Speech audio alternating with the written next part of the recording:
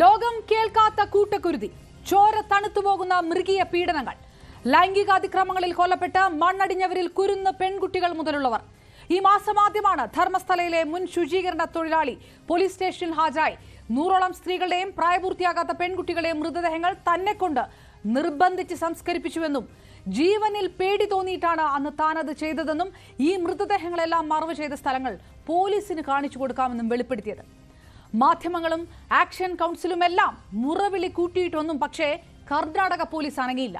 അതുകൊണ്ട് കോടതിയിലെത്തി രഹസ്യമൊഴി വരെ രേഖപ്പെടുത്തേണ്ടി വന്നു. അന്വേഷണം എങ്ങും എത്താത്ത സാഹചര്യത്തിൽ ശക്തമായ പ്രതിഷേധവുമായി ആക്ഷൻ കമ്മിറ്റി വീണ്ടും എത്തിയതോടെയാണ് ഒടുവിൽ ഇന്ന് ഈ കേസ് പ്രത്യേക അന്വേഷണ സംഘത്തിന് കൈമാറുന്നത്. പക്ഷേ അന്വേഷണ നടപടി മുളയിലേ നുള്ളിയ ധർമ്മസ്ഥലയിലെ വില്ലന്മാരെ പിടിക്കാൻ SITക്ക് കഴിയുമോ? മണ്ണിനടിയിലെ സത്യം കണ്ടെത്താൻ പോയിട്ട് മണ്ണ് പരിശോധനയെങ്കിലും തുടങ്ങാൻ സാധിക്കുമോ? രാഷ്ട്രീയ സ്വാധീനത്തിനപ്പുറം കേസുകളെല്ലാം അട്ടിമറിക്കപ്പെടുന്ന സാഹചര്യം മാറുമോ? പരിശോധിക്കുന്നു പ്രൈം ഡിബേറ്റ്. സ്വാഗതം.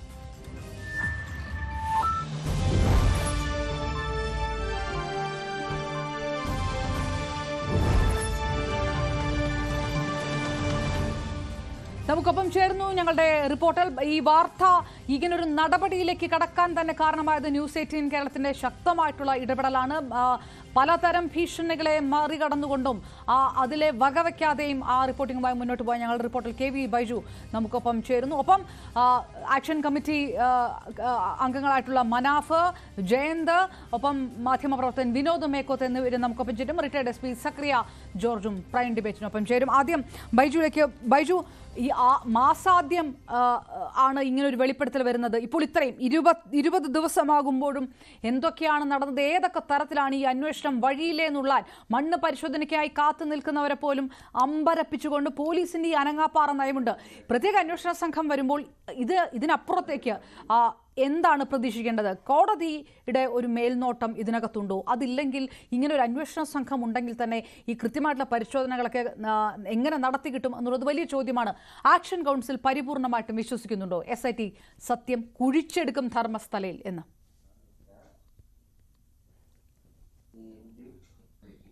അവരുടെ ഇതിൽ പ്രധാനമായും ആക്ഷൻ കമ്മിറ്റി ആവശ്യപ്പെട്ടത് ഇത്തരത്തിലുള്ള ഒരു അന്വേഷണ സംഘത്തെ രൂപീകരിക്കണമെന്നാണ്. അതായത് കർണാടക DGP മേൽനോട്ടം വഹിക്കുന്ന പ്രത്യേക ഓഫീസർമാർ, അത് കൃത്യമായി ആക്ഷൻ കമ്മിറ്റി ആവശ്യപ്പെട്ടിട്ടുണ്ട്. ആ ഉദ്യോഗസ്ഥന്മാരെ എല്ലാം ഉൾപ്പെടുത്തിക്കൊണ്ടുള്ള ഒരു സംഘത്തെയാണ് രൂപീകരിച്ചത്.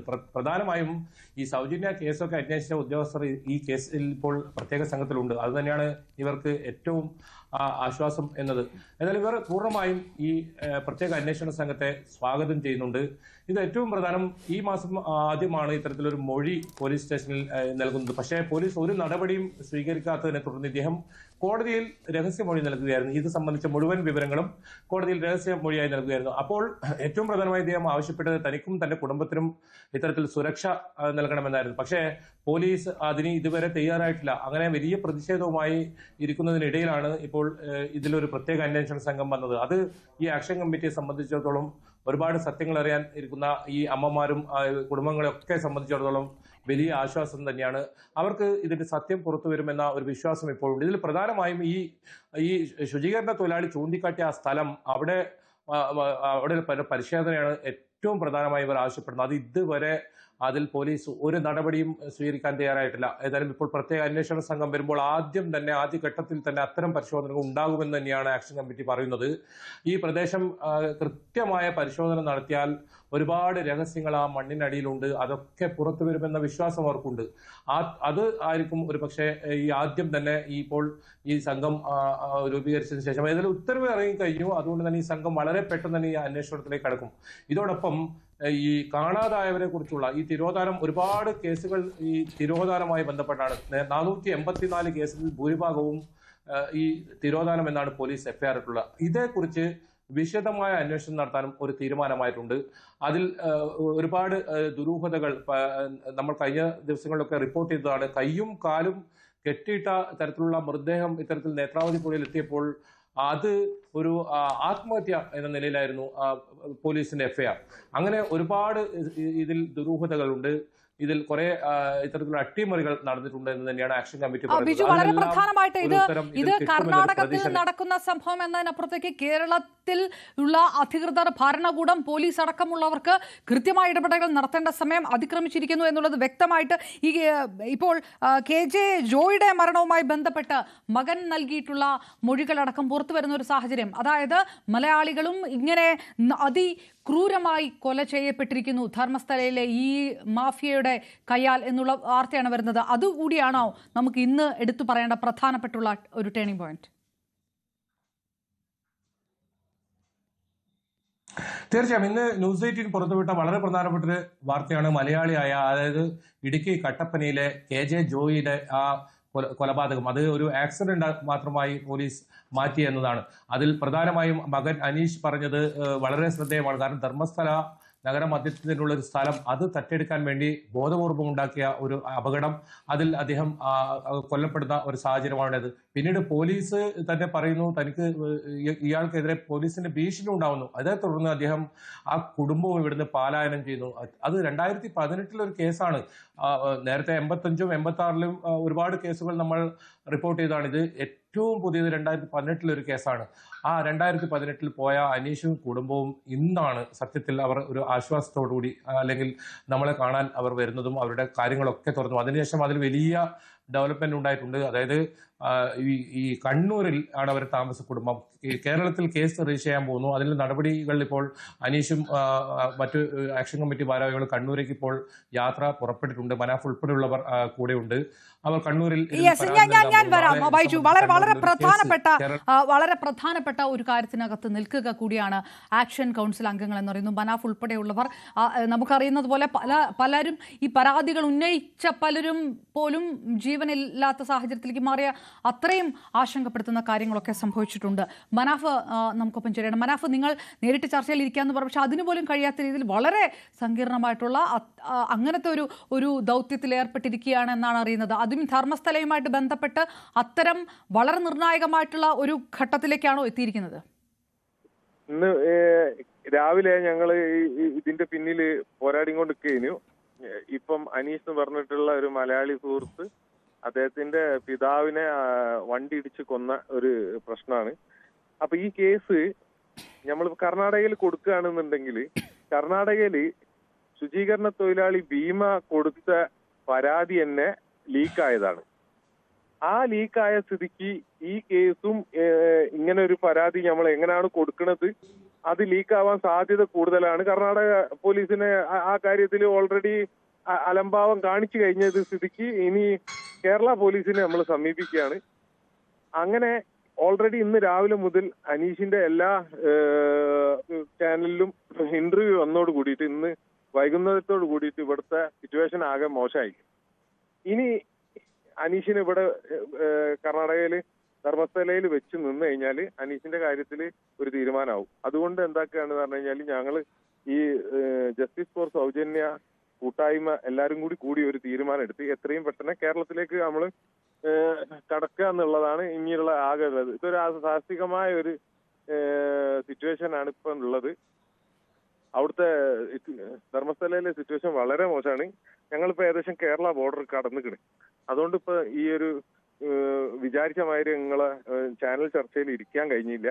സിറ്റുവേഷൻ ഇങ്ങനെയാണ് ഉള്ളത്. അതെ, എനിക്ക് മനസ്സിലായി മനാഫ്. അത് എത്രത്തോളം നമ്മളൊരു വാർത്ത എന്നുള്ളതിനപ്പുറത്തേക്ക് ഇതിന്റെ ഒരു വളരെ അത്യന്തം ഗൗരവമായ ഒരു കാര്യത്തിലൂടെ നിങ്ങൾ കടന്നു പോകുന്നതിന് മാനിക്കുകയാണ്. പിന്നാലെ ഒരു വാഹനം വരുമ്പോ വരെ പേടിക്കുന്ന ഒരു അവസ്ഥയിലുള്ളത്. ഇപ്പൊ ഞങ്ങൾ സഞ്ചരിച്ചും കൊണ്ടിരിക്കുന്ന വാഹനം ചെറിയ 5 ആളിൽ ഇരിക്കാൻ തന്നെ കഷ്ടിക്കുന്ന സ്ഥലത്ത് 6 ആളെ കൂട്ടിയിട്ടാണ് കേരളത്തിലേക്ക് കടക്കുന്നത്. അപ്പം ഇത്ര ഭയാനകമായ ഒരു സിറ്റുവേഷനാണ് ഈ വിഷയത്തിലുള്ളത്. പക്ഷെ എന്നിരുന്നാലും നമ്മൾ ഈ ചെയ്ത പ്രവൃത്തിക്ക് ഒരു റിസൾട്ട് ഉണ്ടായി. കാരണം എന്ന് പറഞ്ഞു കഴിഞ്ഞാൽ അനീഷ് ഈ വിഷയം പരാതിപ്പെടാന് മുന്നോട്ട് വന്ന് ഇതുപോലെ തന്നെ ഒരുപാട് മലയാളികൾ ഇനിയും വരാൻ സമ്മതം അറിയിച്ചിട്ടുണ്ട്. മനാഫ്, ഇത് നിങ്ങൾ കേരള പോലീസിനെ ഈ വിവരം അറിയിച്ചോ? ഇങ്ങനെ ഒരു അപകടകരമായ സാഹചര്യത്തിൽ നിന്ന് രക്ഷപ്പെട്ട് കേരളത്തിലേക്ക് വരുമ്പോൾ ഇത് ഇവിടുത്തെ പോലീസിനെ അറിയിച്ചോ? MP സന്തോഷിനെ അറിയിച്ചിട്ടുണ്ട്. സന്തോഷ് സാർ ഈ വിഷയത്തിൽ ഇടപെട്ടിട്ടുണ്ട്. കണ്ണൂരുള്ള MP ആണ്. അപ്പൊ അദ്ദേഹത്തിനെ അറിയിച്ചിട്ടുണ്ട്. നാളെ രാവിലെ ഒരു 10 to 11 ഇടയിൽ നമ്മളിപ്പോ സ്റ്റേഷനിൽ ഈ പരാതി കൊടുക്കും. പരാതി കൊടുക്കുന്നതോട് കൂടിയിട്ട് കേരള ഗവൺമെന്റിന് ഈ വിഷയത്തിൽ ഇടപെടാൻ നിർബന്ധിതരാവും. അവര് ഇടപെടാൻ എല്ലാ ചാൻസും ഉണ്ട്.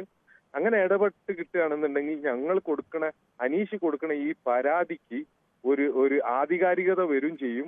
ഈ പരാതിക്കാരെ നമുക്ക് കേരളത്തിൽ എന്താ പറയാ കൊണ്ടുവരാനും പറ്റും. എല്ലാ കാര്യങ്ങളും തീർച്ചയായിട്ടും. മനാഫ്, അനീഷിനോടൊന്ന് സംസാരിക്കാൻ പറ്റുമോ? അനീഷ് ഉണ്ടോ കൂടെ? ഓക്കെ, അനീഷിന് ഞാൻ കൊടുക്കാം. അതിനു മുമ്പേ വിനോദ് മേക്കോത്തുമായിട്ട് സംസാരിക്കുകയാണെങ്കിൽ. തീർച്ചയായിട്ടും മാധ്യമപ്രവർത്തകൻ വിനോദ് മേക്കോത്തും കൂടിയുണ്ട്. താങ്കളും ചർച്ചയിൽ പങ്കെടുക്കുന്നത്. പക്ഷേ ഇങ്ങനെ ഒരു ജീവൻ കയ്യിലെടുത്തുകൊണ്ട് ഓടിപ്പോകേണ്ട ഒരു സാഹചര്യത്തിലേക്ക്, കേരളത്തിലേക്ക് ഓടി വരേണ്ട ഒരു സാഹചര്യത്തിലേക്ക് നിങ്ങൾ പെട്ടിരിക്കുന്നു എന്ന് മനസ്സിലാകുമ്പോൾ ഇതൊരു ചർച്ചയ്ക്കപ്പുറം അത് ആശങ്കയുള്ള കാര്യം കൂടിയാണ്. എന്താണ് സംഭവിച്ചത്? അങ്ങനെ ഒരു ഭീഷണി നിങ്ങൾക്ക് തോന്നാൻ, അല്ലെങ്കിൽ ഒരു ആശങ്ക തോന്നാൻ അങ്ങനത്തെയുള്ള സാഹചര്യങ്ങൾ അവിടെ ഉണ്ടായോ? ശ്രീ വിനോദ് മേക്കോത്ത്, കേൾക്കാമോ?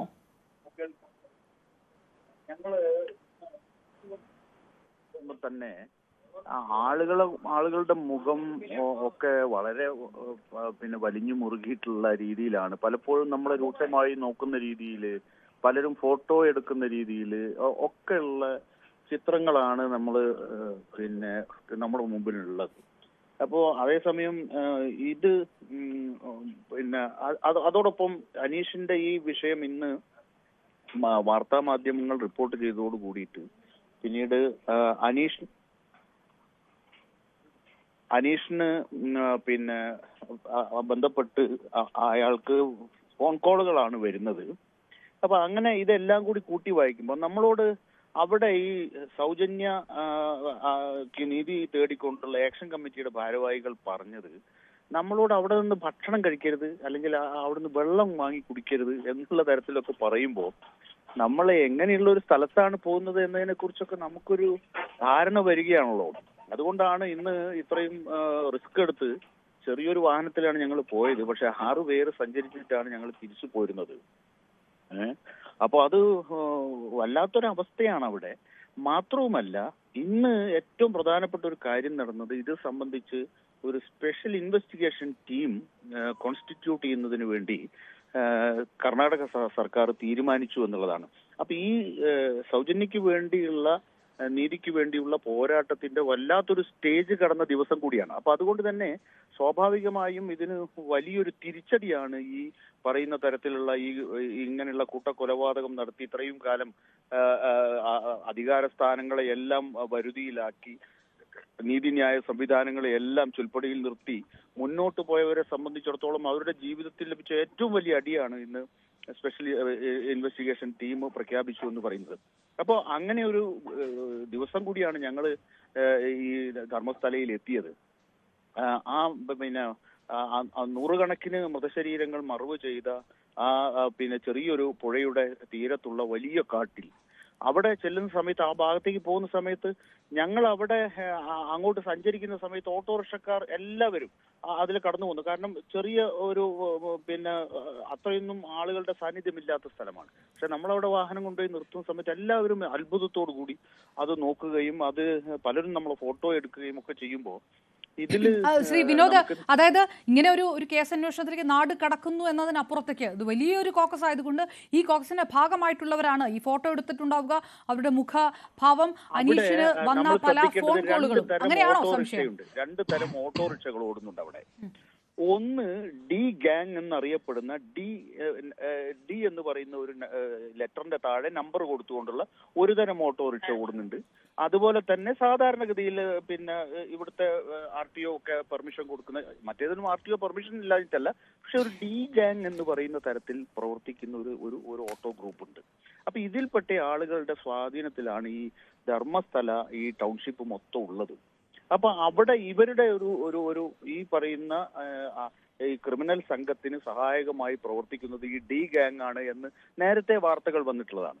അവരിൽ 1-2 പേരാണ്. ഞങ്ങൾ ആ ഭാഗത്തേക്ക് പോകുന്ന സമയത്ത് ന്യൂസ് 18ന്റെ വാഹനവും ഞങ്ങളുടെ കൂടെ ഉണ്ടായിരുന്നു. അപ്പോൾ ന്യൂസ് ചാനലാണെന്ന് അവർക്ക് പെട്ടെന്ന് ഐഡന്റിഫൈ ചെയ്യാൻ പറ്റി. അവിടെ നിന്ന് ഇവർ ഈ ഓട്ടോറിക്ഷക്കാരാണ് ഫോട്ടോ എടുക്കുന്നത്. അപ്പൊ ഇങ്ങനെ തുടങ്ങി നമുക്ക് എവിടെ ചെന്നാലും വലിഞ്ഞു മുറുകിയ മുഖങ്ങൾ. ഇന്നൊരു ഞായറാഴ്ചയാണ്. ധർമ്മസ്ഥല പോലൊരു ടൂറിസ്റ്റ് ഒരു പിൽഗ്രിം സെന്ററിൽ ഇന്ന് ഹോട്ടലുകളിൽ ആളുകളില്ല. കർണാടക രജിസ്ട്രേഷനുള്ള അപൂർവം വണ്ടികൾ ഒഴിച്ചാൽ കേരളത്തിൽ നിന്നുള്ള വണ്ടികളൊന്നും തന്നെ അവിടെ, സാധാരണഗതിയിൽ കേരളത്തിൽ നിന്ന് ധാരാളം പിന്നെ ഈ പിൽഗ്രിംസ് അവിടെ എത്തുന്നതാണ്, തീർത്ഥാടകർ എത്തുന്ന സ്ഥലമാണ്. പക്ഷേ അവിടെ ഞങ്ങൾ സംസാരിച്ചപ്പോൾ അവിടുത്തെ ഒരു ഓട്ടോറിക്ഷ തൊഴിലാളി പറയുന്നത് കഴിഞ്ഞ 1-2 ദിവസമായി തീരെ ആളുകളില്ല എന്നാണ്. അപ്പോ നമ്മൾ മനസ്സിലാക്കേണ്ടത് ഈ വാർത്ത, അപ്പോൾ അതിൽ ന്യൂസ് 18 ഉൾപ്പെടെ നിർണായകമായ പങ്ക് വഹിച്ചിട്ടുണ്ട്. ഇന്ന് പക്ഷേ പിന്നെ കർണാടകയിലെ ന്യൂസ് ചാനലുകളിൽ ഇന്ന് അനക്കം വെച്ചു തുടങ്ങി. കാരണം SIT പ്രഖ്യാപിച്ചതിന് ശേഷം അതുവരെ കർണാടകയിലെ മുഖ്യധാര മാധ്യമങ്ങളിൽ ഇത് വന്നിട്ടേ ഇല്ല.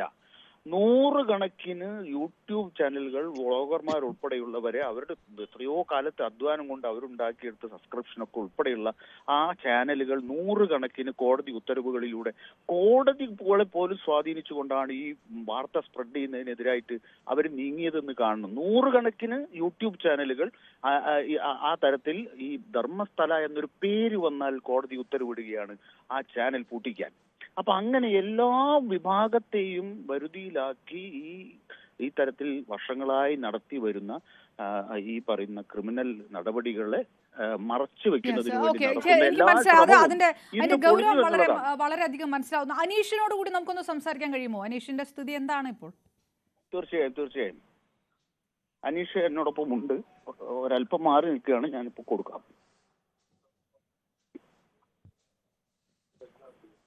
അനീഷ്, ഹലോ. അനീഷ് നമുക്കൊപ്പം ചേർന്നു. ധർമ്മസ്ഥലയിൽ വാഹനം ഇടിച്ച് കൊല്ലപ്പെട്ട ജോയിയുടെ മകൻ അനീഷാണ് നമുക്കൊപ്പം. അനീഷ്, നിങ്ങൾക്ക് അവിടെ നിൽക്കാൻ കഴിയാത്ത ഒരു സാഹചര്യം, ധർമ്മസ്ഥലയിൽ നിൽക്കാൻ കഴിയാത്ത സാഹചര്യം, പരാതിയുമായിട്ട് അനീഷ ഒരു വല്ലാത്തൊരു പേടിപ്പിക്കുന്ന ഒരു അവസ്ഥയിലാണോ ഈ കേരളത്തിലേക്ക് ഓടിപ്പോകേണ്ടി വന്നത്? തീർച്ചയായിട്ടും മാഡം, തീർച്ചയായിട്ടും. എന്താണ് സംഭവിച്ചത്? വാർത്ത വന്നതിന് ശേഷം എന്താണ് സംഭവിച്ചത്? ഇങ്ങനെ ഭയപ്പെടുന്ന എന്ത് കാര്യമാണ് ഉണ്ടായത്? അവിടെ മൊത്തത്തിൽ ഇപ്പൊ അവര് എന്നെ ഒരു കുറ്റവാളി പോലെയാണ് അവരവിടെ ഇപ്പം കാണുന്നത്. ഞാൻ ഈ സത്യങ്ങൾ പറഞ്ഞതിന്റെ പേരില് നിങ്ങൾക്ക് ഫോൺ കോളുകൾ വന്നു, ഭീഷണിപ്പെടുത്തുന്ന കോളുകൾ വന്നു എന്ന് നേരത്തെ പറഞ്ഞു കേട്ടു. അങ്ങനെ വന്നോ? കോളുകൾ വന്നിരുന്നോ? അതെ. എന്താണ് പറഞ്ഞത്? എന്തായിരുന്നു ഫോൺ കോളിൽ ഉണ്ടായിരുന്നത്? അത് എവിടെ ഉണ്ടെന്നാണ് ചോദിക്കുന്നത്. എവിടെ ഉണ്ടെന്ന് ആരാണ് എന്ന് പറയുന്നില്ല. ഇല്ല പറയുന്നില്ല. നേരിട്ട് എന്തെങ്കിലും അങ്ങനെ ഒരു സംശയം തോന്നിയോ? ഈ വണ്ടി വരുന്ന സമയത്ത് അങ്ങനെ ഒരു വാഹനം പിന്തുടരുന്നുണ്ടായിരുന്നു എന്നടക്കം പറഞ്ഞു. അത് എന്റെ കൂട്ടത്തിലുള്ള വണ്ടികളെല്ലാം കേരള വണ്ടികളാണ്. അപ്പം ഈ കേരള വണ്ടികൾ കാണുമ്പോൾ പെട്ടെന്ന് അവര് തിരിച്ചറിയുന്നു.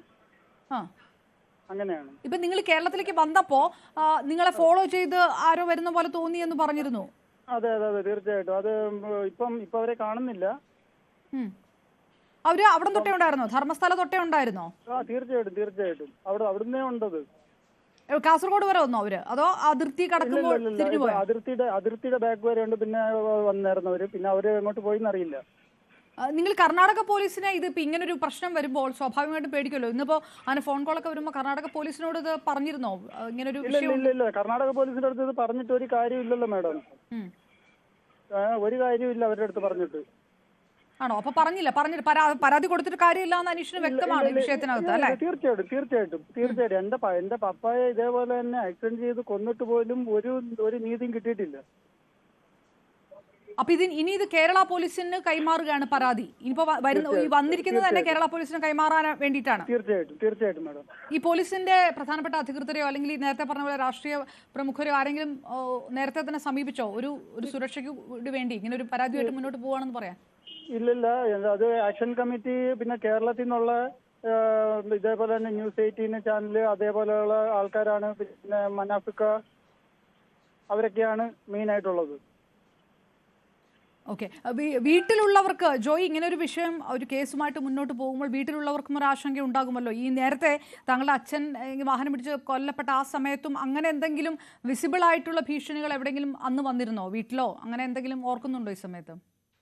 ഇല്ല, അന്ന് എൻ്റെ അടുത്ത് ഈ എൻ്റെ പപ്പയുടെ ആക്സിഡന്റിനോട് ബന്ധപ്പെട്ടിട്ട് തന്നെ അന്ന് മൂടുബദ്ര എന്ന് പറഞ്ഞ സ്റ്റേഷനിലുണ്ടായിരുന്ന SI തന്നെ എൻ്റെ അടുത്ത് നേരിട്ട് പറഞ്ഞിട്ടുണ്ട്, നീ ഈ പപ്പയുടെ കേസും പറഞ്ഞിട്ട് ഇനി വരണ്ട, നിന്റെ ജീവന് നിന്നെയും ഇവർ ഇതേപോലെ തന്നെ ചെയ്യുമെന്ന് എൻ്റെ അടുത്ത് നേരിട്ട് പറഞ്ഞിട്ടുണ്ട്.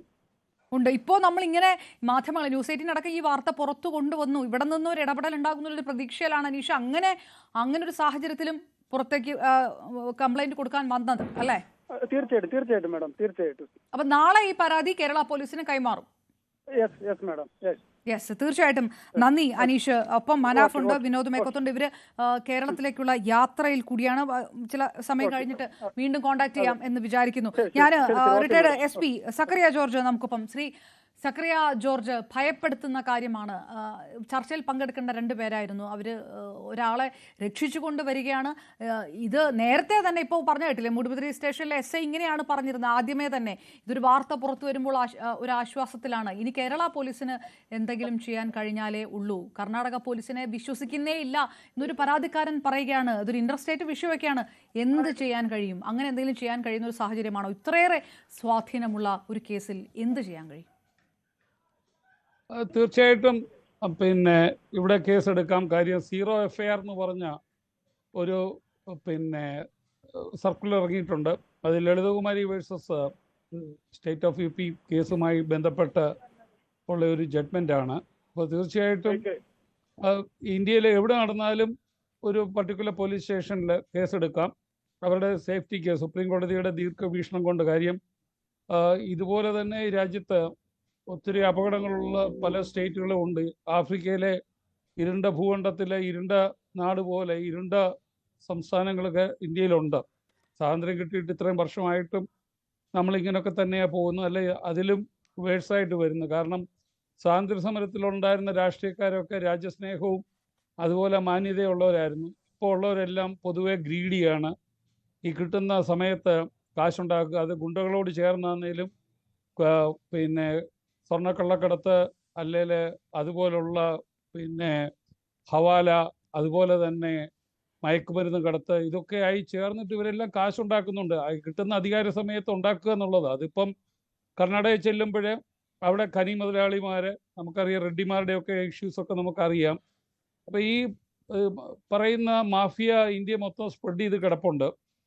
പിന്നെ ഭാഗ്യത്തിന് കേരളത്തിലെ പോപ്പുലേഷൻ ഡെൻസിറ്റി കൂടുതലുള്ളതുകൊണ്ട്, ജനനിബിഡമായ ആയതുകൊണ്ട് കുറേ ക്രൈംസൊക്കെ ഇല്ലാതാകുന്നു ജനങ്ങളുള്ളത് കൊണ്ട്. പിന്നെ കുറച്ച് സാക്ഷരതയും നമ്മൾ പറയുന്നു. പക്ഷേ സാക്ഷരത പറയുമ്പോൾ എഴുതാനും വായിക്കാനും അല്ല, ലീഗൽ ലിറ്ററസിയും നമ്മുടെ അവകാശങ്ങളെ പറ്റിയുള്ള ബോധ്യവും വേണം. അപ്പോൾ അങ്ങനെ ഉള്ളതുകൊണ്ട് അത്രയും പ്രശ്നമില്ല. പക്ഷേ എന്തായാലും ഇവിടെ ഒരു 0 FIR പോയി മൊഴിയും കൊടുക്കണം. ചിലപ്പം പോലീസ് അങ്ങോട്ടും ഇങ്ങോട്ടും തട്ടിക്കളിക്കും. അപ്പോൾ രജിസ്റ്റർ ചെയ്തിട്ട് തന്നെ ഒരു പെറ്റീഷൻ വിത്ത് അക്നോളജ്മെൻറ്റ് കാർഡ് വെച്ചിട്ട് കൊടുക്കണം. അത് കൊടുത്ത് തരുന്നില്ല എങ്കിൽ 0 FIR ഞാൻ ഇവർക്ക് വേണമെങ്കിൽ എൻ്റെ 0 FIR സർക്കുലറുണ്ട്, ഞാൻ എൻ്റെ കോപ്പി ഇട്ട് കൊടുക്കാം. അത് വെച്ചുകൊണ്ട് കേരള ഹൈക്കോടതി തന്നെ 0 FIR ഇവിടെ ഇടിയിപ്പിക്കണം. ഇവിടെ ഇടിയിപ്പിച്ചിട്ട് അവർ കർണാടകയ്ക്ക് അയച്ചു കൊടുത്തോട്ടെ. കാര്യം മരിച്ചത് ഇവിടുത്തെ ഒരു വ്യക്തിയാണല്ലോ. കേരള സംസ്ഥാനത്തിനകത്തുള്ള ഇവിടുത്തെ അവകാശങ്ങൾ സംരക്ഷിക്കാൻ ഇവിടുത്തെ പോലീസിന് ഉത്തരവാദിത്വമുണ്ട്. ശ്രീ സക്കറിയ ജോർജ്, ഇതില് ഞാൻ ചോദിക്കുന്നത്, ആക്ഷൻ കൗൺസിലിനെ സംബന്ധിച്ചിടത്തോളം പോലീസിന് വിശ്വാസമില്ല. പക്ഷേ ഏതെങ്കിലും ഒരു അന്വേഷണ സംഘം വരാതെ മണ്ണ് മാന്തിയുള്ള പരിശോധന പോലും നടക്കില്ല. അങ്ങനെയുള്ള നിരന്തരമായിട്ടുള്ള ആവശ്യം പ്രമാണിച്ചാണ് SIT വരുന്നത്. SIT പക്ഷേ കർണാടക സർക്കാർ അപ്പോയിന്റ് ചെയ്ത SIT, പോലീസ് ഇങ്ങനെ നോക്കുകുത്തിയായി നിൽക്കുന്ന ഒരു സ്ഥലത്ത് SITക്ക് എന്ത് ചെയ്യാൻ കഴിയും? കൃത്യമായ രീതിയിൽ ഒരു പരിശോധന, മറ്റോ ഒരു സ്വാധീനങ്ങളും ഇഫക്റ്റ് ചെയ്യാതെ, അല്ലെങ്കിൽ ഇതിനെ മറികടന്നുകൊണ്ട് മുന്നോട്ട് പോകാൻ യഥാർത്ഥത്തിൽ പ്രത്യേക അന്വേഷണ സംഘത്തിന് കഴിയുമോ? ഈ പ്രത്യേക അന്വേഷണ സംഘം എന്നൊക്കെ പറയുമ്പോൾ മിക്കവാറും അതൊക്കെ ഒരു ഐ വാഷിംഗ് പരിപാടിയാണ്. ആരെങ്കിലും കൊള്ളാവുന്ന 1-2 പേരെ എടുക്കും. പിന്നെ ഭരണത്തിലിരിക്കുന്നവരുടെ ശിൽബന്ധികളായ അവരെ കൂടെ ഒക്കെ കയറ്റി കേസ് അട്ടിമറിക്കാനുള്ള ശ്രമങ്ങൾ അത് മഹാകേരളത്തിൽ നടക്കുന്നുണ്ട്. അപ്പം പിന്നെ ഇതിനേക്കാളും മോശമായ കർണാടകയെ പറ്റി നമ്മൾ സംശയിക്കേണ്ടിയിരിക്കുന്നു. മാത്രമല്ല, സുപ്രീം കോടതി Prakash Singh versus union of India കേസിനകത്ത് 2006 ഏതാണ്ട് 20 വർഷം മുമ്പ് പറഞ്ഞു, police have become mere tools in the hands of the unscrupulous political masters. തത്വദീക്ഷയില്ലാത്ത രാഷ്ട്രീയക്കാരുടെ അടിമകളായി മാറിയിരിക്കുന്നു പോലീസ്, അവരുടെ കയ്യിലെ വെറും ടൂളാണെന്ന്. അപ്പോൾ പോലീസ് ഹാസ് ബീൻ മെയ്ഡെന്ന് വേണേൽ കറക്റ്റ് ചെയ്യാൻ. ബിക്കം അല്ല, എല്ലാ പോലീസ് ഉദ്യോഗസ്ഥന്മാർക്കും ഇതുപോലെ അടിമത്വവും വൃത്തികേടും കാണിച്ച് ജീവിക്കണമെന്ന് ആഗ്രഹമില്ല. പക്ഷേ ഈ ഗ്രീഡിയായി പണത്തോട് കൂടുതൽ ആഗ്രഹമുള്ളവരും അധികാരമൊക്കെ വേണമെന്ന് ചിന്തിക്കുന്നവരുമാണ് രാഷ്ട്രീയക്കാരോട് ചേർന്ന് ഈ ലോക്കൽ പോലീസിൽ ഇരുന്ന് കസേരയിൽ അള്ളിപ്പിടിച്ചിരിക്കുന്നവർ. അല്ലാത്തവർക്ക് എവിടെയെങ്കിലും സ്വസ്ഥമായിട്ടിരുന്ന് ജീവിച്ച് അവർക്ക് യെസ്, തീർച്ചയായിട്ടും ശ്രീ സക്കറിയ ജോർജ്, ഞാൻ വരാം.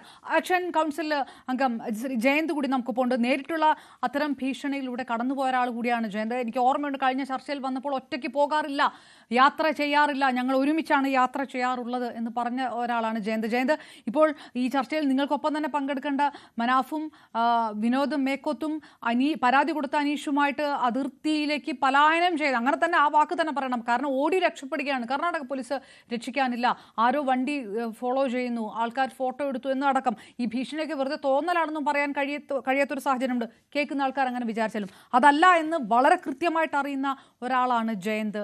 ഇങ്ങനെയുള്ള പരാതികൾ വരുമ്പോൾ അത് ജീവന് പോലും അപകടകരമാകുന്ന രീതിയിലുള്ള വിഷയങ്ങൾ മറുവശത്തുനിന്ന് ഉണ്ടാകും, അത് ഉറപ്പാണല്ലേ?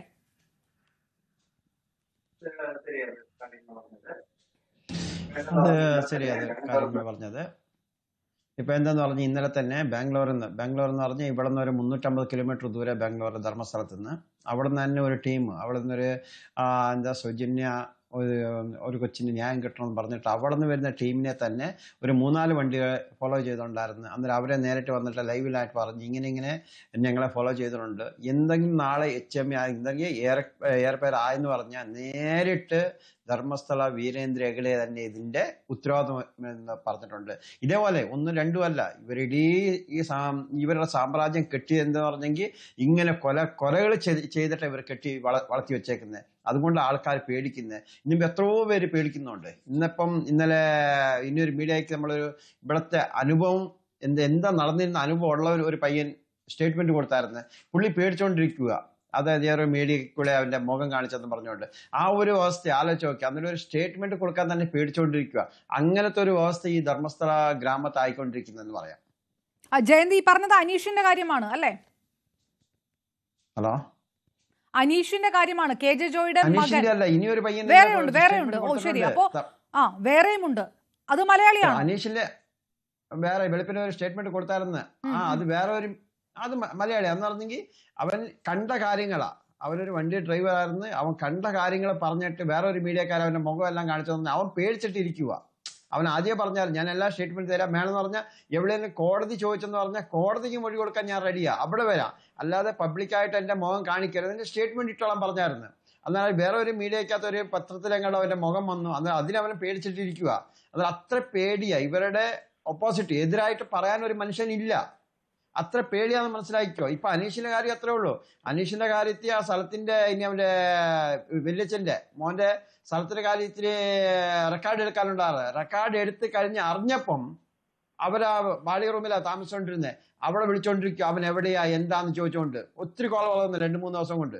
അന്നേരം ഞാൻ അവനെ പറഞ്ഞു നിങ്ങളൊന്നും പേടിക്കാൻ വേണ്ട, അങ്ങനെയുള്ള അത് ഇത്ര കോൾ എടുത്താൽ നമുക്ക് അതിന്റെ എന്താ പണി എന്താ ചെയ്യാമെന്ന്. പിന്നെ പറഞ്ഞ പോലെ സ്റ്റേഷനിൽ പെടുത്ത കാര്യമൊന്നുമില്ല, വെളുത്തങ്കാടി പോലീസ് സ്റ്റേഷനിൽ പെടുത്ത ഒരു കാര്യമേ ഇല്ല.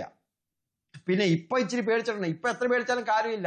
അവരുടെ രീതി ഒരു ജോലി പറഞ്ഞില്ലേ, ആദ്യമേ പറഞ്ഞായിരുന്നു ഇത് ഇന്ത്യ 1947 സ്വാതന്ത്ര്യം കിട്ടിയെങ്കിലും ഈ ധർമ്മസ്ഥല ഗ്രാമത്തിൽ സ്വാതന്ത്ര്യം കിട്ടിയിട്ടില്ല. അവിടെ ഇപ്പോൾ അയാളുടെ കാലിലടി ആ കാലിന് തുടച്ചുകൊണ്ടോ പുള്ളിന്റെ കാലിലടിയിലെ ഇപ്പൊ എല്ലാം കിടക്കുന്നത്. ആ ഒരു വ്യവസ്ഥയിലെ ധർമ്മസ്ഥലം ഉള്ളത്. മാറ്റണം. സ്ഥിതിയെങ്കിൽ SIT എന്ത് ചെയ്യും? നേരത്തെ ശ്രീ സക്കറിയ ജോർജ് പറഞ്ഞതുപോലെ അന്വേഷണ സംഘത്തിൽ 1-2 നല്ല പോലീസുകാർ കാണും. സൗജന്യ കേസ് അന്വേഷിച്ച അതിനകത്ത് പോലീസുകാരുണ്ട് എന്ന് പറയുന്നത് പോസിറ്റീവാണ്. പക്ഷേ അതല്ലാതെ ഇവരുടെ തന്നെ സിൽബന്ദികളാണ് വരുന്നതെങ്കിൽ എന്ത് ചെയ്യാൻ കഴിയുമെന്നുള്ളതാണ്. നിങ്ങൾ എങ്ങനെയാണ് കാണുന്നത് SIT വരുന്നതിന്? അല്ല, ഇപ്പം വക്കീലിന്റെ ടീം വേറെ ഒരു ടീമായിട്ട് ജോലി ചെയ്യുന്നുണ്ട്, സൗജന്യ ടീം വേറെ ഒരു രീതിയിൽ ജോലി ചെയ്യുന്നുണ്ട്. അന്നേരം വക്കീലിന്റെ ടീമിനകത്ത് ആദ്യം പറഞ്ഞ എന്താന്ന് വെച്ചെങ്കിൽ ഇപ്പൊ ഞങ്ങൾ പറയുന്ന ഇങ്ങനെ ഒരു ഓഫീസർ വേണം, അങ്ങനെ ഓഫീസർ വേണമെന്ന് മാത്രമേ ഇട്ടിട്ടുള്ളൂ. അവരെ തന്നെ നിയമം ചെയ്തേക്കുന്നത് എന്ന് പറഞ്ഞാൽ എല്ലാം പോലീസ് ഓഫീസർ ഒരേ പോലെ നമുക്ക് നോക്കാൻ പറ്റിയല്ലോ, കാണാൻ പറ്റിയല്ലോ അവരെ. അതിനകത്ത് എത്ര നല്ല നല്ല മനുഷ്യന്മാരുണ്ട്. ഇപ്പൊ ഞങ്ങൾ തന്നെ ഈ ഒരു സമരത്തിന് ഇറങ്ങിക്ക് ഞങ്ങളൊരു 3-4 പേര് ഇന്നും അന്ന് ഒരേപോലെ നിപ്പുണ്ട്. അവരുടെ ഭീഷണിക്കാവട്ടെ ഇല്ല കാശിനാവട്ടെ ഇതൊന്നും നമ്മൾ തലയാത്തി കൊണ്ട് കൊടുത്തിട്ടും ഇല്ല. അതുപോലെ നിൽക്കുന്ന ഓഫീസർമാരുണ്ടല്ലോ. ഇപ്പൊ എല്ലാ പോലീസർമാരെ ഒരേപോലെ കണക്കൂട്ടാൻ പറ്റിയല്ല. അങ്ങനെ അതിനകത്ത് ഈ 4 ഓഫീസർമാർ വെച്ച് നല്ല ഓഫീസർമാർ അവരെന്തായാലും നല്ല കാര്യം ചെയ്യുമെന്ന് നമുക്ക് നല്ലൊരു ധൈര്യമുണ്ട്. ജയന്ത്, ഇതിനകത്ത് മറ്റൊരു തരത്തിലുള്ള ഒരു പ്രചാരണം ഒരു വശത്ത് നടക്കുകയാണ്. അത് ഈ മനാഫിന്റെ പേരൊക്കെ പറഞ്ഞിട്ടാണ് വല്ലാതെ പേടിപ്പെടുത്തുന്ന കണക്കൊക്കെ പറയുന്നു. ക്ഷേത്രവളപ്പുമായിട്ടൊക്കെ ബന്ധപ്പെട്ട് പറയുന്നത് ഇതിലൊരു വർഗീയ ശ്രമമുണ്ട് എന്നൊക്കെ തരത്തിലുള്ള ഒരു ഒരു വളരെ സെൻസിറ്റീവ് ആയിട്ടുള്ള ഒരു ക്യാമ്പയിൻ ഒരു വശത്ത് നടക്കുന്നുണ്ട്. അത് ആക്ഷൻ കൗൺസിലിന്റെ പ്രവർത്തനത്തെ പോലും അത് ബാധിക്കുന്ന രീതിയിലേക്കൊക്കെ പോകുമെന്ന് നിങ്ങൾ കരുതുന്നില്ലേ അവിടുത്തെ ഒരു സാഹചര്യം വെച്ചിട്ട്? ഇല്ല, ഇതെന്ന് പറഞ്ഞാൽ ഷമീർ എന്ന് പറഞ്ഞാൽ ഷമീർ ആദ്യത്തെ ഒരു വീഡിയോ ഇറക്കിയപ്പോൾ ഇതേപോലെ തന്നെയായിരുന്നു വന്നത്. ഇതേപോലെ തന്നെ ഷമീറിനെ ഒരു എന്താ പറഞ്ഞാൽ ഈ ജാതി സെന്ററിൽ കൊണ്ടിടുന്ന ഒരു പരിപാടി ആരും ചെയ്തോണ്ടിരുന്നത്. ഇതിനൊന്നും നമ്മളൊന്നും എന്താ തലച്ചോടെ ആക്കിയിട്ടില്ല. അതിന് നിങ്ങൾ എന്തുകൊണ്ട് പറഞ്ഞുകൊണ്ടിരുന്നോ നമ്മളെ കാര്യം നമ്മൾ ചെയ്തുകൊണ്ട് വരും എന്ന് പറഞ്ഞ് അങ്ങനെ ആ ധൈര്യത്തിൽ ചെയ്തുകൊണ്ട് വന്നതും കൊണ്ട് ഇന്നിപ്പം അവിടുത്തെ ഏതെന്ന് പറഞ്ഞാൽ കുഴിച്ചിട്ട മൃതദേഹങ്ങൾ എടുക്കാനുള്ള അവസ്ഥയിലെത്തി. അതെന്തോ ആര് പറഞ്ഞാലും അതിന് കുറച്ച് ആൾക്കാർ എന്ന് പറഞ്ഞാൽ ഈ ഒരു മാനവീയത ഇല്ലാത്തവർ എന്ന് പറഞ്ഞാൽ മനുഷ്യത്വം ഇല്ലാത്ത ആൾക്കാരാ പറയുന്നത്. ചിലപ്പോൾ പറയാൻ പറ്റിയാൽ ഈ പറയുന്ന ഇത് അവരുടെ കുടുംബക്കാർ ഇവിടെ കാണും, ഈ ധർമ്മസ്ഥല ഗ്രാമത്തെ ഇവിടെ കുഴിച്ചിട്ടതിനകത്ത് കാണും. അതാദ്യം അവർ മനസ്സിലാക്കണം അങ്ങനെ പറയുന്നവര്. പക്ഷെ ജയന്ത് ഞാൻ ചോദിക്കും, ജയന്ത് ഇതിനകത്ത് അതെ ജയന്ത്, പക്ഷേ ഇതിനകത്തൊരു വിഷയം, ഇത് ഇവര് പറഞ്ഞ് മറുവശം ക്യാമ്പയിൻ നടത്തുന്ന ഈ ദക്ഷിണ കന്നഡ ജില്ലാ പോലീസ് മേധാവി അരുൺ കെ ഈ സമീറിനെ അറസ്റ്റ് ചെയ്തിട്ടുണ്ട്, യൂട്യൂബ് വീഡിയോ പിൻവലിക്കാനൊക്കെ പറഞ്ഞിട്ടുണ്ട്. അതായത് ഇതൊരു കെട്ടിച്ചമച്ച വീഡിയോ ആണ് എന്നുള്ളത് പോലീസ് ഇങ്ങനെ ഒരു നടപടി എടുത്തു എന്ന് പറഞ്ഞുകൊണ്ടാണ് അവരൊരു ക്യാമ്പയിൻ നടത്തുന്നത്. അതിലൊരു അർത്ഥവുമില്ല. ഈ പോലീസ് തന്നെ വിശ്വസിക്കാൻ കൊള്ളില്ലാത്തവരാണ് എന്നുള്ളതിന്റെ തെളിവ് മാത്രമാണെന്ന് കൂടിയാണോ ആക്ഷൻ കൗൺസിൽ പറയുന്നത്?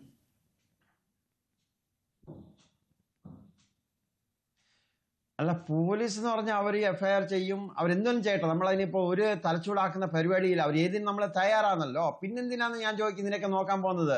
ഇപ്പൊ ഇന്നലെ തന്നെ കണ്ടോ, ഇന്നലെ 350 മീഡിയക്കാർക്ക് ഇത് ദേശത്തെ 350 മീഡിയക്കാർക്ക് സ്റ്റേ കൊണ്ടുവന്നില്ല. അതൊരു ലെറ്റർ അയച്ചിട്ടുണ്ട്, അവരെ റിപ്പോർട്ട് ചോദിച്ചിട്ടുണ്ട്, അവരുടെ പേരെടുക്കരുതെന്ന്. ഇൻഡയറക്റ്റായും നേരെ ഇൻഡയറക്റ്റായും എടുക്കാൻ പാടില്ലെന്ന്. ഇതൊക്കെ എന്താ ശരിയാണോ? ഇത് 350 മീഡിയക്കാണ്, 350 മീഡിയ ഓൺലൈൻ മീഡിയ അടക്കം 350 മീഡിയക്കാണ് സ്റ്റേ ഓർഡർ കിട്ടിയത് ഇന്നലെ മാത്രം, അല്ലേ? അത് സ്റ്റേ എന്ന് പറഞ്ഞെങ്കിൽ അവരിന്ന് റിട്ടേൺ 2 ദിവസത്തിനുള്ളിൽ ഒരു 5 ദിവസത്തിനുള്ളിൽ അവർക്ക് കോർട്ട് റിപ്പോർട്ട് കൊടുക്കണം. ഇല്ലെന്ന് പറഞ്ഞാൽ അവർ ബ്ലോക്ക് ചെയ്യും ഈ മീഡിയ എല്ലാം.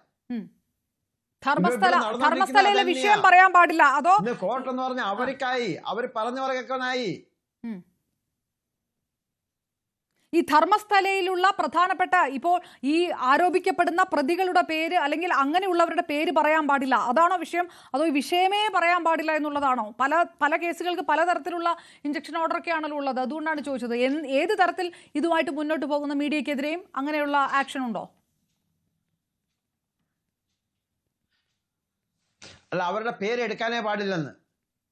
നേരിട്ടും ഇന്നു മാർഗമായിട്ടും അവരുടെ പേരേ എടുക്കാൻ പാടില്ലെന്ന്. എന്നാൽ അവർ ചെയ്ത തെറ്റുകളൊന്നും പറയാൻ പാടില്ല. ആ ധർമ്മസ്ഥല ഗ്രാമത്തെ പേരും എടുക്കാൻ പാടില്ല. അത് ഗ്രാമമാണ് ഞാൻ ചോദിക്കുന്ന. 6,44,000 ഗ്രാമമുണ്ട് ഇന്ത്യയില്. അതിൽ ഒരു ഗ്രാമ ധർമ്മസ്ഥലം. ഇങ്ങനെ ഒരു അപകടം, ഇങ്ങനെ ഒരു വലിയൊരു കൂട്ടക്കുരുതി നടക്കുന്ന സ്ഥലത്തിന്റെ കാര്യം പോലും പറയാൻ പാടില്ല. എവിടെയോ എന്തോ നടന്നു, അതായത് എവിടെയാണ് ഇത് നടന്നതെന്ന് പോലും പറയാൻ പാടില്ലെന്നാണോ ഈ സ്റ്റേ ഓർഡർ ഉള്ളത്? ഉറപ്പാണോ? അതെ, ഇവരുടെ അതാ ഈ ധർമ്മസ്ഥലത്തിന്റെ പേര് പോലും എടുക്കാൻ പാടില്ലെന്നാ ഇവര് കൊടുക്കുന്നത്. ഇവര് ഈ കുറെ മീഡിയക്കാർ മുമ്പിൽ വരാത്തെന്ന് പറഞ്ഞെങ്കിൽ ആദ്യം 2 വർഷം ബാക്ക് ഇത് തന്നെ അന്ന് തന്നെ 64 മീഡിയക്കാർക്ക് കൊടുത്തായിരുന്നു. ഇന്നലെ ഞങ്ങൾക്ക് വന്നേക്കുന്ന 350 പേർക്ക് വന്നിട്ടുണ്ട്. നിങ്ങളുടെ സമയത്ത് ഈ ന്യൂസ് 18 മീഡിയ സമയത്ത് ചേർത്തിട്ടാ പറയുന്നത്. അന്നേരം എല്ലാം ഇവരെ കെട്ടുന്ന ഇതിങ്ങനെ ഓരോ നോട്ടീസ് കൊടുക്കുക, ആ വീഡിയോ ഡിലീറ്റ് ചെയ്യിക്കും. അത് കഴിഞ്ഞപ്പം വീഡിയോ ഡിലീറ്റ് ചെയ്യിക്കും. ഇനിയിപ്പോ വീഡിയോ ഡിലീറ്റ് ചെയ്യാനുള്ള നോട്ടീസ് വരും. അല്ല, നമ്മളിപ്പോ ഈ എന്താ ഇപ്പൊ വക്കീൽ ടീം ഇതിനു വേണ്ടിയിട്ടുള്ള ജോലി ചെയ്തുകൊണ്ടുണ്ട്. അവര് അത് എത്ര പെട്ടെന്ന് അവർ അതിന് പണി ചെയ്തായിരിക്കും. ആ മീഡിയക്കാർക്ക് ആരും ഒരു പ്രശ്നമാവാത്ത രീതിയിൽ ജോലി ചെയ്തുകൊണ്ടാകും. Okay, right. ഞാൻ തിരികെ എത്താം. ഈ രീതി ഇങ്ങനെയായിട്ടാണ് മീഡിയക്കാരെ പേടിപ്പിക്കുന്നത്. ഇങ്ങനെയായിട്ട് അവർ ഒരു സൈഡിലോട്ട് ആക്കിക്കൊണ്ടിരിക്കുക. റൈറ്റ്. ഞാൻ തിരികെ എത്താം.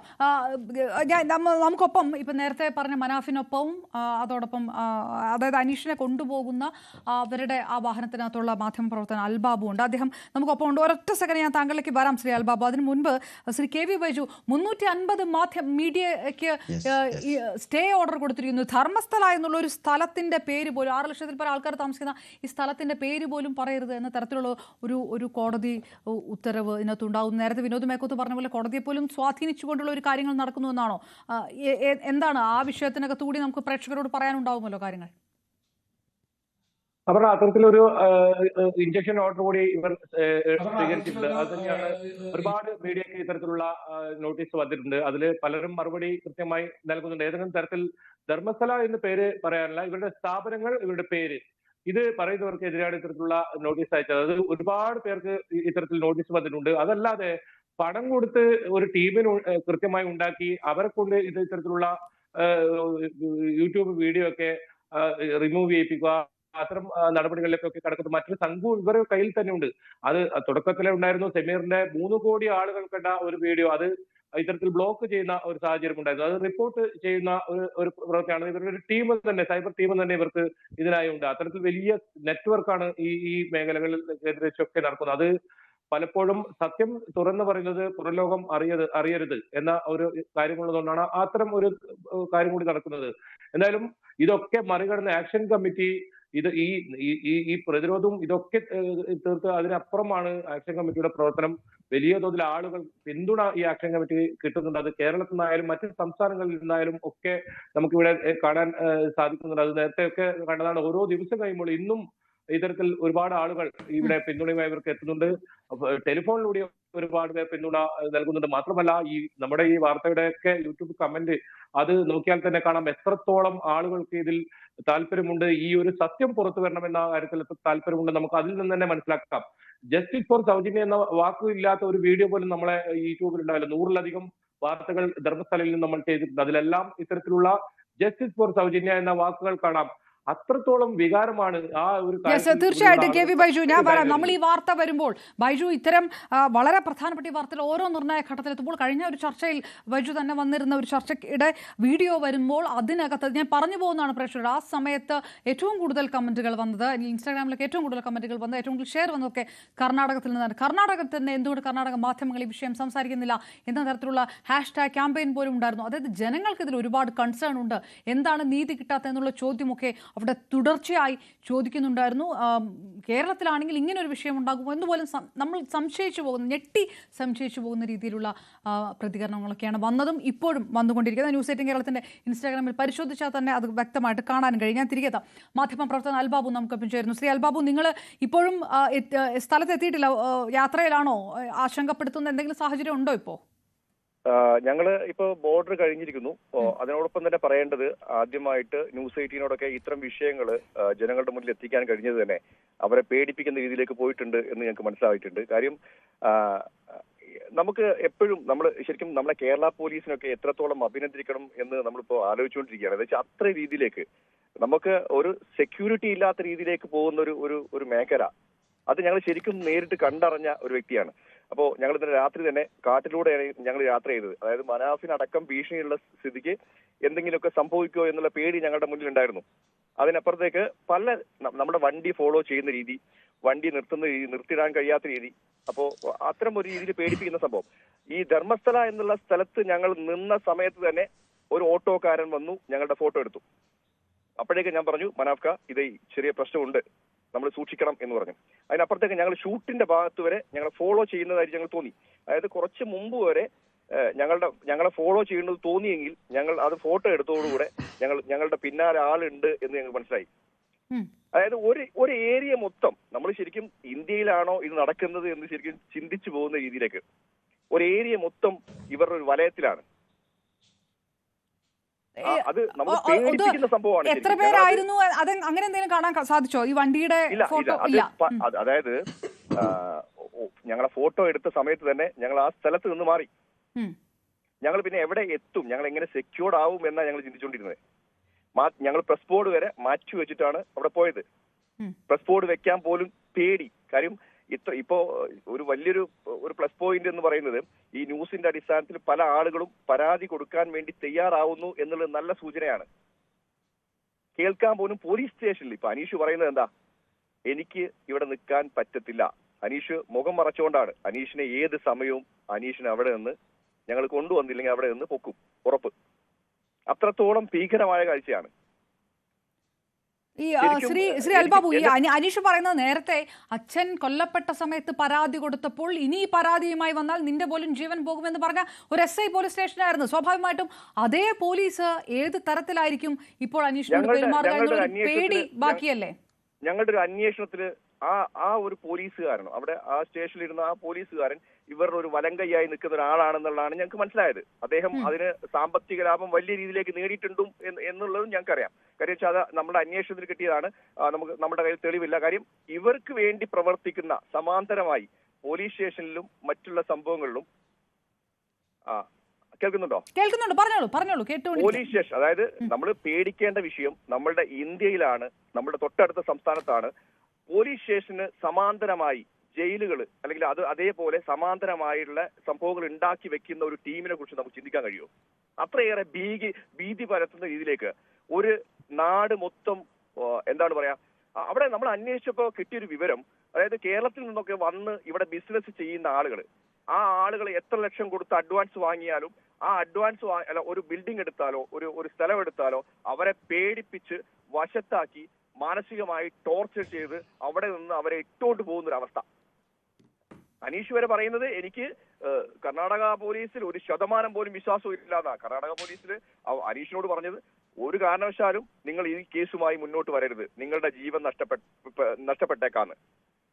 ഇതിൽ നിങ്ങളുടെ കേസിൽ പ്രതികളായി എന്ന് പറയുന്ന ആളുകൾ മുഖ്യരായിട്ടുള്ള ആളുകളാണ്.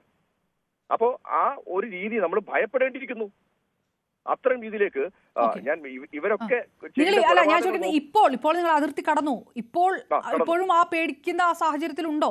ആരെങ്കിലും ഫോളോ ചെയ്യുന്നുണ്ടോ? ഇല്ല സാഹചര്യത്തിൽ അതാ ഞാൻ പറയുന്നത്. ആദ്യം തന്നെ ഞാൻ പറയുന്നത് പോലീസ്, നമ്മളുടെ പോലീസിനോട്, നമ്മളുടെ കേരളത്തിലെ പോലീസിനോട്, ഈ കേരള സമൂഹത്തോട് നമ്മൾ എത്രത്തോളം നമുക്ക് എന്തും തുറന്നു പറയാൻ, ഏത് പോലീസ് ഓഫീസർ ആവട്ടെ എന്തും തുറന്നു പറയാനുള്ള ഒരു സാഹചര്യം നമുക്ക് ഇന്ന് നിലവിലുണ്ട്. അത്തരം ഒരു സാഹചര്യം അവിടെ ഇല്ല എന്ന് പറയുമ്പോൾ എത്രത്തോളം ആളുകളെ ഇവർ ചൂഷണം ചെയ്തിട്ടുണ്ടാവും എന്നുള്ളതാണ്.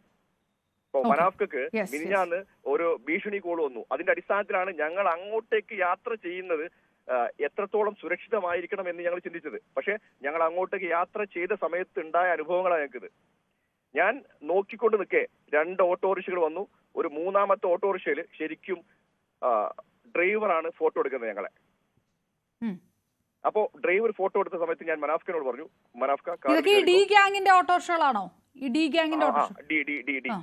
അത് മനാഫ്ക പ്രത്യേകിച്ച് എന്നോട് പറഞ്ഞു ഡി എന്നുള്ള സാധനം നോട്ട് ചെയ്തേക്കണം. അദ്ദേഹം അതിൽ കുറച്ചുകൂടെ മുൻപ് അറിവുള്ള, അതായത് ഇത്രയും വാർത്ത വന്നിട്ടും അങ്ങനെ തന്നെ പരസ്യമായിട്ട് ചെയ്യാൻ അവർക്ക് മടിയില്ല ഇതിലൊട്ടും.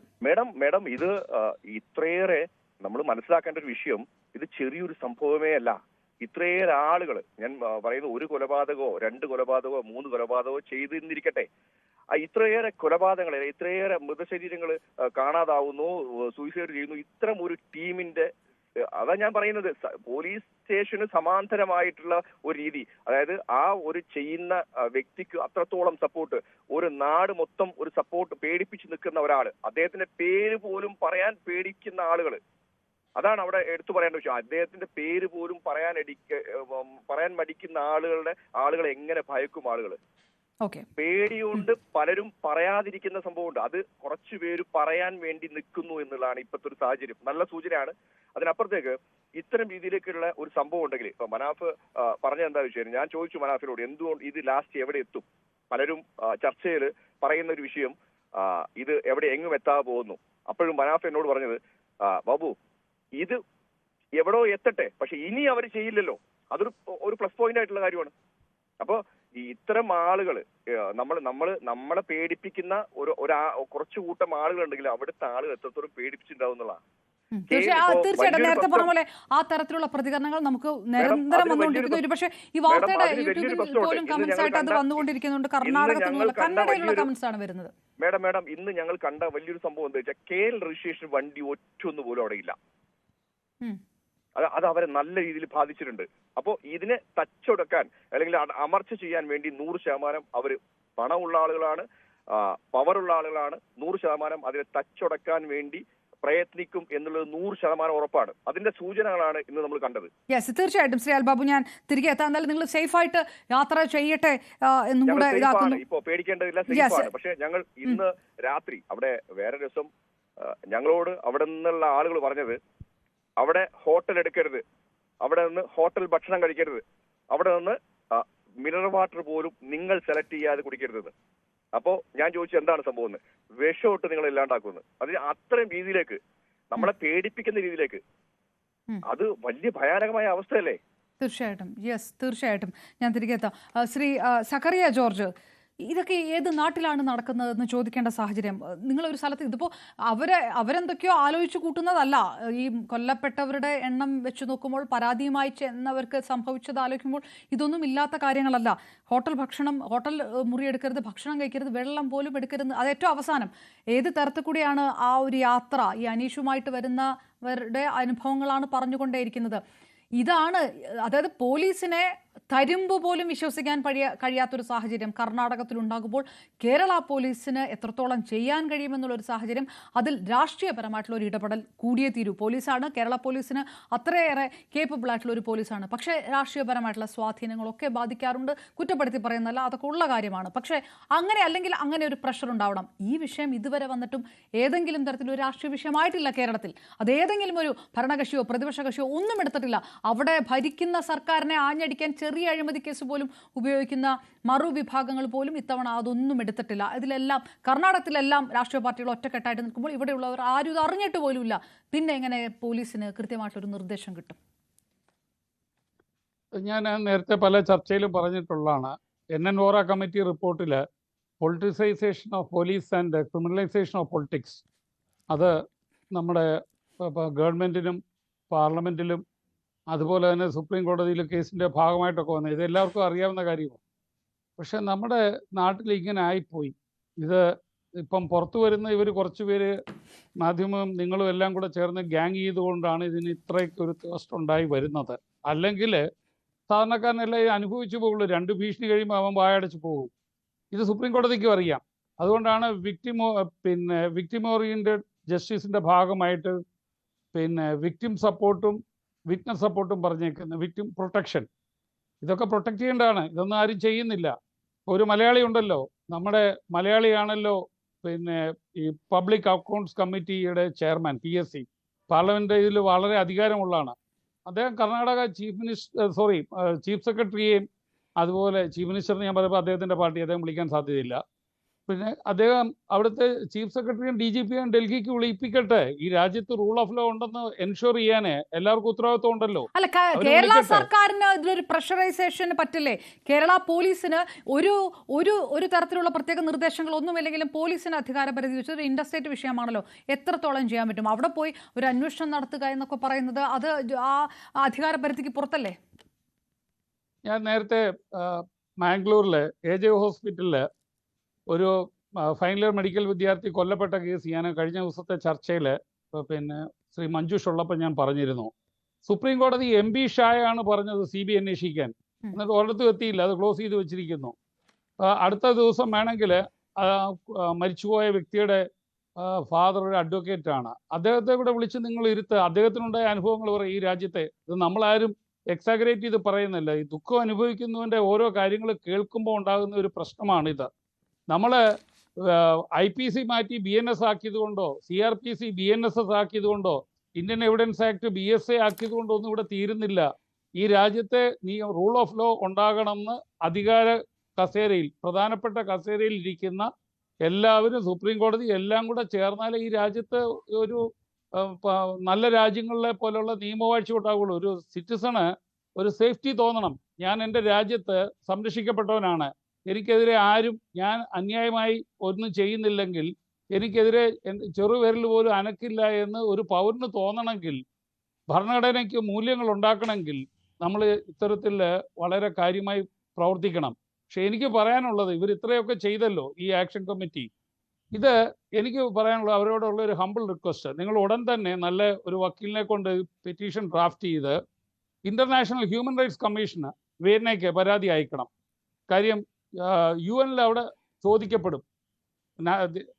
അന്താരാഷ്ട്ര മനുഷ്യാവകാശ കമ്മീഷൻ UN ജനറൽ അസംബ്ലിയിൽ ഇന്ത്യയോട് ആൻസർ ചെയ്യാൻ പറയും. ഇത് മേളിലോട്ട് ഹയർ അക്കൗണ്ടബിലിറ്റി വേണം. ഇത് ആരും ചോദിക്കാത്തതുകൊണ്ടാണ്. ജനങ്ങളുടെ ജീവന് ഭൂമിയിൽ എവിടെ ആണെങ്കിലും വിലയുണ്ട്. ഈ human life is the most precious thing on earth. ഇത് ആർക്കും നിപ്പ് ചെയ്യാൻ അവകാശമില്ല. ഞാൻ പലപ്പോഴും പറഞ്ഞിട്ടുണ്ട്, ജന്മം കൊടുക്കുന്ന മാതാപിതാക്കൾക്ക് പോലും സ്വന്തം കുഞ്ഞിന്റെ ജീവൻ എടുക്കാൻ അവകാശമില്ല. അപ്പൊ ഈ ഗുണ്ടകൾക്കാണോ എടുക്കാൻ? ഗുണ്ടകളുടെ കാൽച്ചോട്ടിലല്ല ഒരു മനുഷ്യന്റെ ജീവൻ യഥാർത്ഥത്തിൽ. പക്ഷേ അൺഫോർച്ചുനേറ്റ്ലി ഗുണ്ടകൾ വിചാരിക്കുന്ന എന്തുകൂടെ നടക്കും. ഈ ഗുണ്ടകളെ നിർമ്മാർജ്ജനം ചെയ്യണം. നമ്മൾ ഈ പറയുന്ന പോലെ ABC കൊണ്ട് ക്രൂരമായ മൃഗങ്ങളെ അനിമൽ ബർത്ത് കൺട്രോൾ വഴി ഇമ്പോർട്ടൻ്റ് ആക്കുന്ന പോലെ ഇവരെ ചെയ്യണം. ഡൽഹിയിലെ റേപ്പുകൾ കൂടിയപ്പോൾ അവിടുത്തെ വനിതാ അഭിഭാഷകർ പറഞ്ഞു, ഈ സ്ത്രീകളെ റേപ്പ് ചെയ്യുന്നവരെ ഷണ്ണന്മാരാക്കണം എന്ന് പറഞ്ഞു. ഇതിനൊക്കെയാണ് നിയമം ഉണ്ടാക്കേണ്ടത്. ഇതിനൊക്കെ പാർലമെന്റിൽ ഇരിക്കുന്നവർ ചിന്തിക്കണം, എങ്ങനെയാണ് ഇവിടുത്തെ പാവപ്പെട്ട മനുഷ്യരുടെ ജീവന് സുരക്ഷിതത്വം ഉണ്ടാക്കുന്നത്, അവർക്കൊരു സേഫ് ആൻഡ് സെക്യൂരിറ്റി ഫീലിംഗ് എങ്ങനെ ഉണ്ടാക്കാം എന്നുള്ളത്. ഇതിനാണ് നിയമം വേണ്ടത്. തീർച്ചയായിട്ടും ശ്രീ സക്കറിയ ജോർജ്, നമുക്കത് നിയമത്തിനപ്പുറമുള്ള കാര്യങ്ങളാണ് പറയുന്നത്. പക്ഷേ ചില ഘട്ടങ്ങളിലൊക്കെ വൈകാരികപരമായിട്ട് മനുഷ്യന്മാർ ഇത് പറഞ്ഞു പോകുന്നുണ്ട്. അതിനുള്ള പൊളിറ്റിക്കൽ കറക്റ്റ്നെസ് അതിനകത്തില്ല എന്ന് വ്യക്തമാണെങ്കിൽ പോലും ചില സമയത്ത് അത് കേൾക്കുമ്പോൾ എനിക്ക് ഇടപെടാൻ കഴിയാതിരുന്നത് അതുകൊണ്ട് കൂടിയാണ്. പ്രേക്ഷകർ ക്ഷമിക്കുക. ശ്രീ ജയന്ത്, ഈ കേരളത്തിലേക്ക് വരുന്ന അനീഷ് അല്ലെങ്കിൽ മറ്റ് ഒന്ന് രണ്ട് പരാതികൾ, ഈ വരുന്ന പരാതികളൊക്കെ നിങ്ങളടക്കം സംസാരിക്കുന്നത്, മലയാളത്തിലുള്ള ഈ ആക്ടിവിസ്റ്റുകളടക്കം പുറത്തേക്ക് പറയുന്നതൊക്കെ മഞ്ഞുമലയുടെ അറ്റം മാത്രമാണ്. എത്രയോ വലിയ വലിയ പരാതികൾ പുറത്തു കിടക്കുന്നു പല പല സംസ്ഥാനങ്ങളിലായി. ഇതൊന്നും പുറത്തേക്ക് വരുന്നില്ല. ദേശീയ മാധ്യമങ്ങളൊക്കെ എന്ത് ചെയ്യുന്നു എന്നുള്ളതൊക്കെ നമുക്ക് വ്യക്തമായിട്ട് അറിയുന്നതാണ്. ഇതിൽ വളരെ സോളിഡായിട്ട് ഒരുപാട് പേര് പരാതികളുമായിട്ട് വരുമ്പോൾ കൂടിയാണ് ഇതിനൊരു ശക്തി ഉണ്ടാകുക. ഒരു പക്ഷേ ദേശീയ തലത്തിൽ അന്തർദേശീയ തലത്തിലൊക്കെ അന്വേഷിക്കേണ്ട ഒരു ഘട്ടം, ആ തരത്തിലേക്ക് ഒരു ആവശ്യം ഉന്നയിക്കാൻ ആക്ഷൻ കൗൺസിലിന് കഴിയുമോ? അങ്ങനെ ഒരു പ്രതീക്ഷ ഉണ്ടോ ഈ സമയത്ത്? എല്ലാവരെയും ഒരുമിച്ച് ചേർത്തുകൊണ്ട് ഒരു കോടതി മേൽനോട്ടത്തിൽ അങ്ങനെ അതൊക്കെ ആയിരിക്കുമോ ഇതിന്റെ ശാശ്വതമായിട്ടുള്ള ഒരു പരിഹാരം?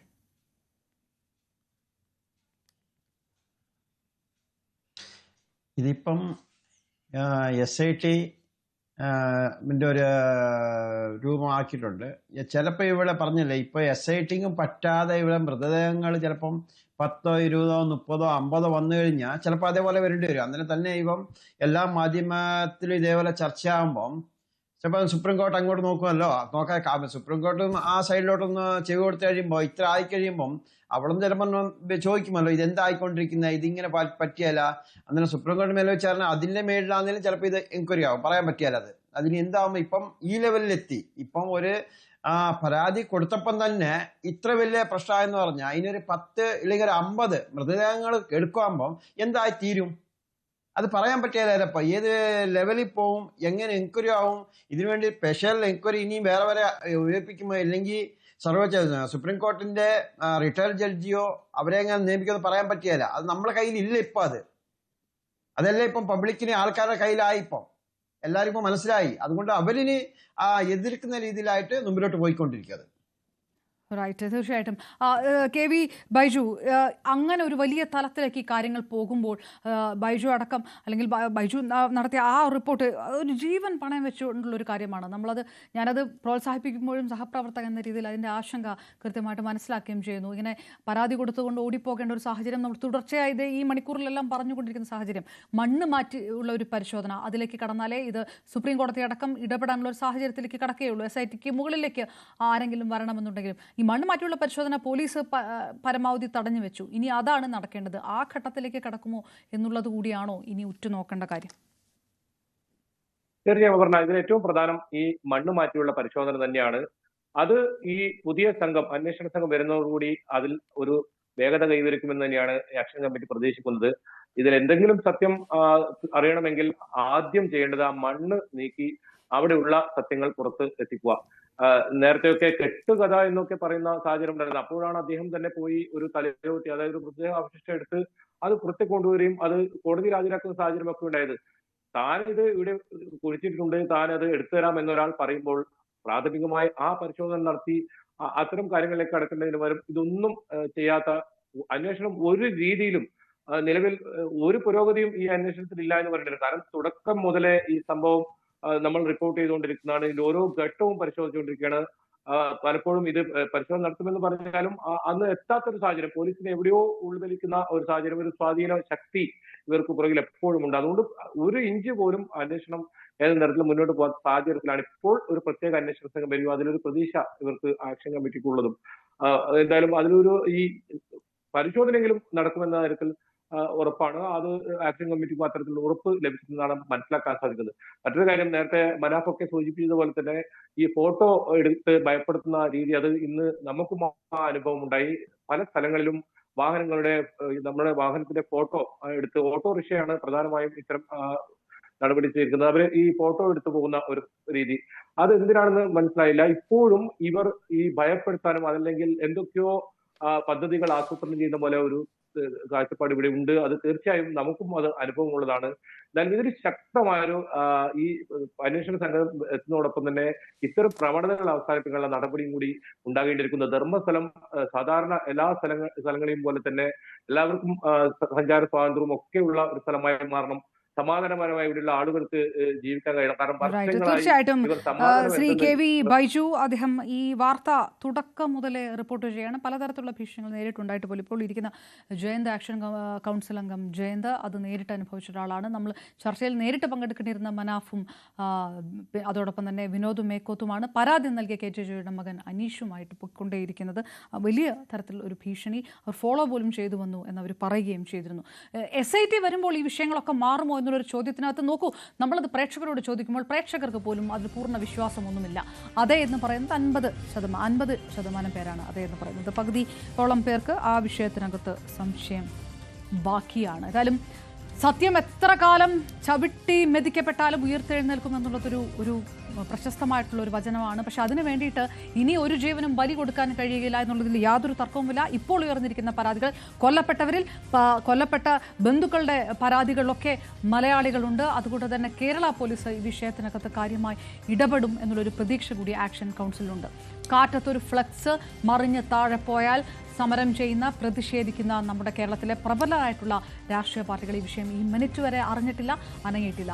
അവർ കൂടി ഒന്ന് വിചാരിച്ചാൽ ഒരുപക്ഷെ ഒരുപാട് പേർക്ക് നീതി കിട്ടുകയും ചെയ്യും. വളരെയധികം നന്ദി പ്രൈം ഡിബേറ്റിൽ പങ്കെടുത്ത എല്ലാവർക്കും. പൂർണ്ണമാകുന്നു പ്രൈം ഡിബേറ്റ്. നമസ്കാരം.